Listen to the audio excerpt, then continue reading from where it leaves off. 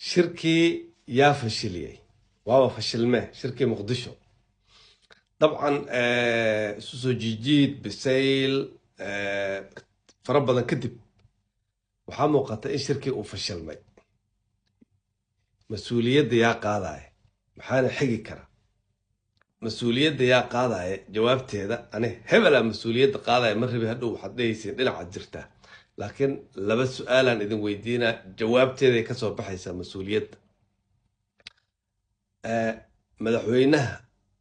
madaxweyne dal gogashi ma loogu kici karaa madaxweynihii oo fadhiya oo hadal diyaar u ah gogashi ma loogu kici karaa dhinac kale u roga marka soomaalida si ay wax ku fahanta soomaalidu waxay leedahay isime iyo suldaamo iyo ugaasi iyo isinka gogashi ma loogu kici karaa haddii isinka aan gogashi loogu kici karin madaxweynahana ma loogu kici karaa su-aalan labaada haddana idin weydiinaa adoo erge u socda oo nabad ah oo berri wada hadal galaya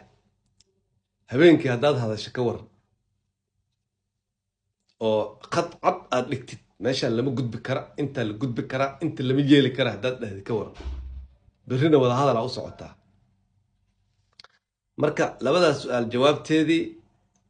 cidda mas-uuliyadda qaadanaysa halkaasaa lagala bixi karaabaa isleeyahay maxaa xigi kara marka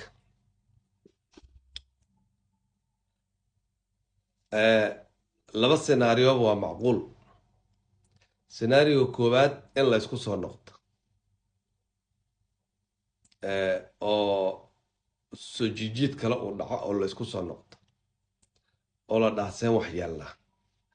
sida muuqata haatan mucaaradka doorashada federaalka kama midaysna laakiin geeday ku dhagaanay raadsadeen geedkaas oo ah waxaan ka tala bixinaynaa oon rabnaa doorashada galmudug iyo hirshabeelle iyo koonfur galbeed geedkii maadaama doorashada federaalka ayaga hal mowqif ka ahayn oo hal designna ay wadanin midaanay geed gaabanay ku dhagaanay shirka maaragtay ay ka dhigeen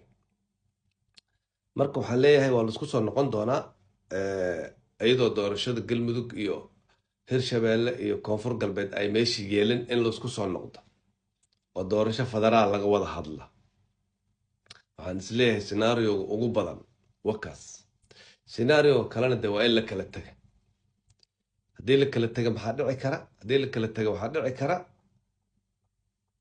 oo ugu weyn in maamulka labada